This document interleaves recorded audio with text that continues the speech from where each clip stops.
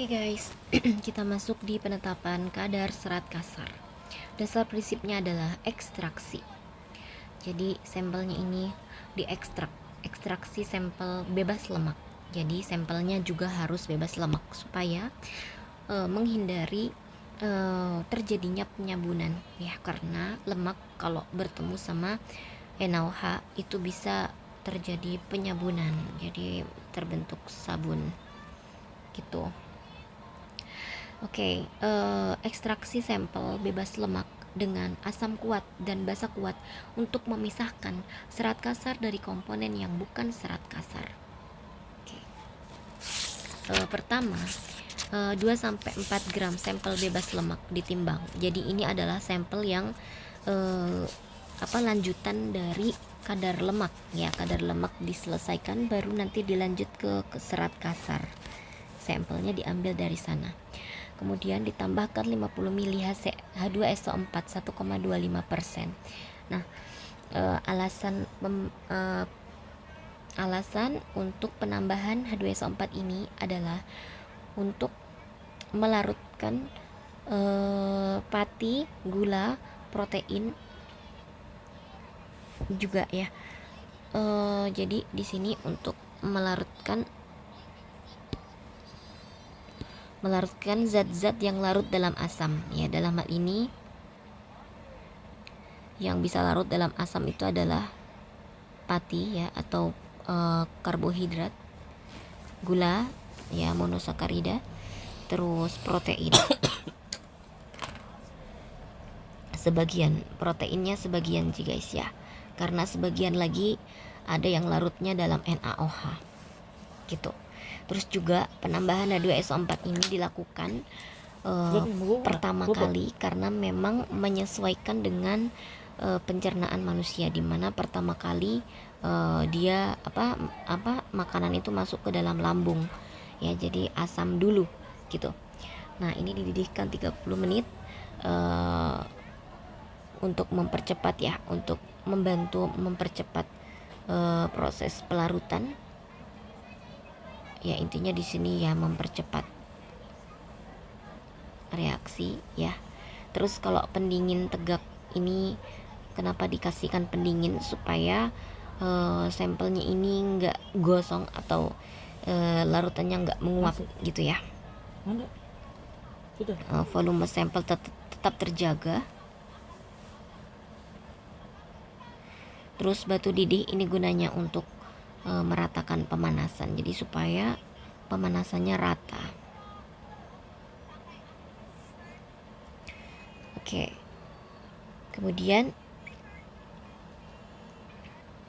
lanjut ke penambahan 50 ml NaOH 3,25%. Nah, penambahan NaOH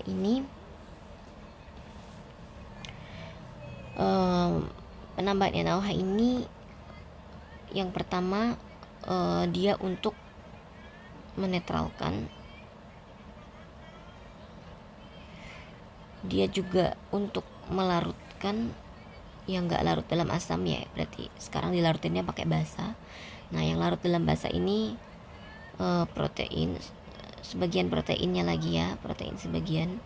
Ini harusnya sebagian protein ya guys penulisannya. Terus lemak ya, terus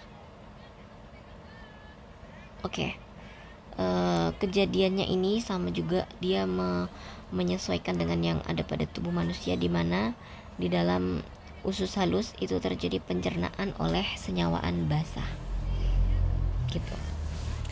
Oke guys. Nah, kenapa di sini tadi NaOH bisa melarutkan lemak? Betul, NaOH itu bisa, bukan melarutkan sebenarnya, karena kalau misalnya lemaknya cuma sedikit ya betul bisa larut dalam NaOH. Tapi kalau misalnya lemaknya banyak, nah nanti bisa jadi sabun gitu guys ya. Makanya kalau bisa digunakan sampelnya itu yang bebas lemak. Oke. Kemudian dalam kondisi panas itu disaring. Nah, kenapa di sini panas-panas harus disaring? Untuk mencegah pengendapan ulang gitu. Jadi untuk mencegah pengendapan. Jadi kenapa disaringnya dalam kondisi panas? Ini untuk mencegah mengendap lagi gitu.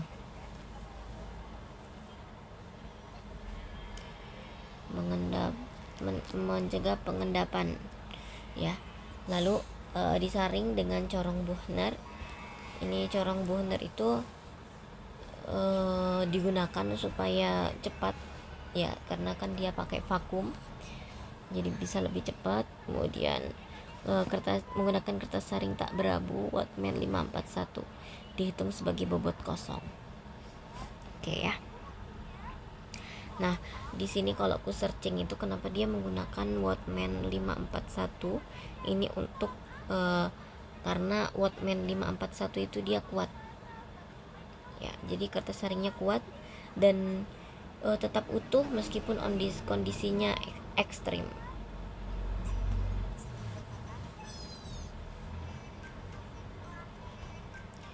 Meski kondisi ekstrim itu dia tetap utuh gitu ya. Kemudian dicucilah endapannya. Pencucian endapan ini harus berurutan. Pertama dari HDS4 1,25% panas, lanjut ke air panas, dan lanjut ke etanol. Nah, untuk H2SO4 ini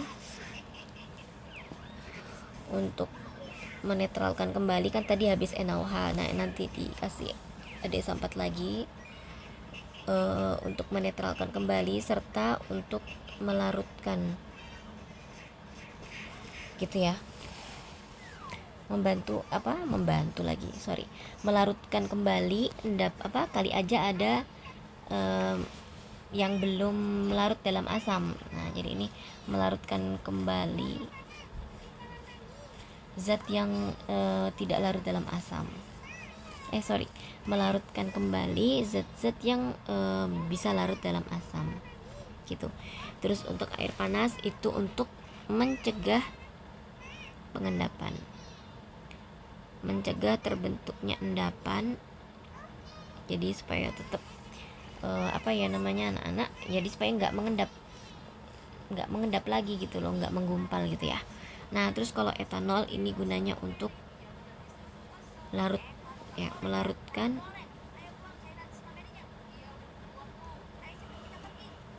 sisa lemak kali aja kalau masih ada gitu ya.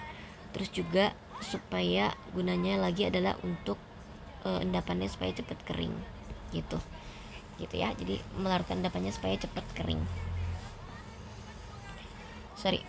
Betul, mencuci endapan dengan etanol supaya cepat kering gitu ya. Nah, untuk berikutnya dimasukkan ke wadah lagi. Nah, ini aku nggak paham ya guys, kalian itu sendiri. Kemudian di oven sampai 105 derajat ya, untuk menguapkan sisa-sisa alkohol maupun reaksi yang lain. Oke. Nah, untuk perhitungan bobot sampel sekian gram, bobot wadah, residu, dan setelah pemanasan ini juga dihitung. Wadah residu saja yang sebelum pemanasan. Nah, anggap saja ini sebagai W1, ini sebagai W3. Nah, ini sebagai W2.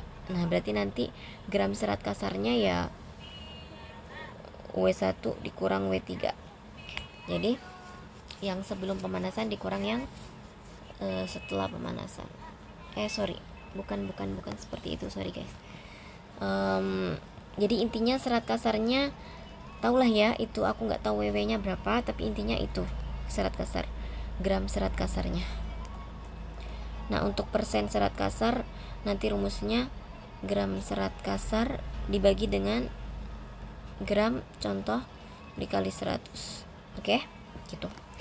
Nah, untuk serat kasar itu sendiri itu apa? Serat kasar adalah fraksi yang tidak dapat dicerna dari makanan nabati. Jadi kebanyakan serat kasar itu berasal dari makanan yang berasal dari tumbuhan. Ya, kenapa? Nah, nanti dijelaskan alasannya ya. Jadi serat kasar itu adalah fraksi yang tidak dapat dicerna oleh dari makanan nabati yang tersisa setelah pencernaan asam dan basa secara berurutan ya, terutama terdiri dari lignin dan selulosa. Artinya adalah serat kasar itu guys nggak dapat dicerna ya, nggak dapat dicerna, dan mereka itu biasanya sumbernya itu berasal dari makanan nabati. Kenapa nabati atau kenapa tumbuh-tumbuhan gitu? Karena komponen penyusun kenapa tumbuh-tumbuhan? Karena yang mengandung Uh, Serat di sini adalah komponen lignin dan selulos, di mana lignin dan selulos itu hanya terdapat pada komponen penyusun dinding sel tanaman. Ya, makanya kebanyakan serat kasar itu ya dari makanan yang berasal dari tumbuhan gitu ya, bukan kayak sapi, daging gitu-gitu, bukan. Oke. Nah, tujuan untuk ini adalah untuk tujuan penetapan kadar serat kasar untuk menentukan parameter nutrisi ya. Biasanya kalau semakin kadar rendah serat kasarnya itu ya semakin apa ya guys ya, bagus gitulah ya kalau semakin rendah serat kasarnya gitu. Oke, karena kan ya meskipun bagus untuk pencernaan gitu guys, tapi ya nggak boleh terlalu berlebih juga kan gitu. Nah, untuk fungsi serat kasar itu sendiri tadi ku bilang ya, jadi serat kasar itu gunanya adalah untuk menjaga kesehatan pencernaan dan untuk mencegah sembelit gitu.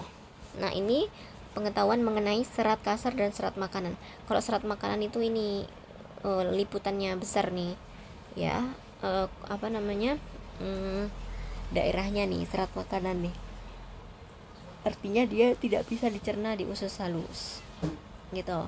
Nah, itu serat makanan, dalamnya ini ada namanya serat kasar gitu. Jadi ini serat makanan yang banyak banget ininya, apa namanya tadi, sorry guys, serat makanan yang mana dia itu tidak bisa dicerna oleh usus halus ya. Kemudian yang di dalam sini adalah si serat kasar ya, tidak larut dalam asam dan basa. Jadi artinya adalah serat kasar merupakan bagian dari serat makanan. Ya, itulah kenapa serat kasar pun bisa mencegah sembelit seperti serat makanan. Oke?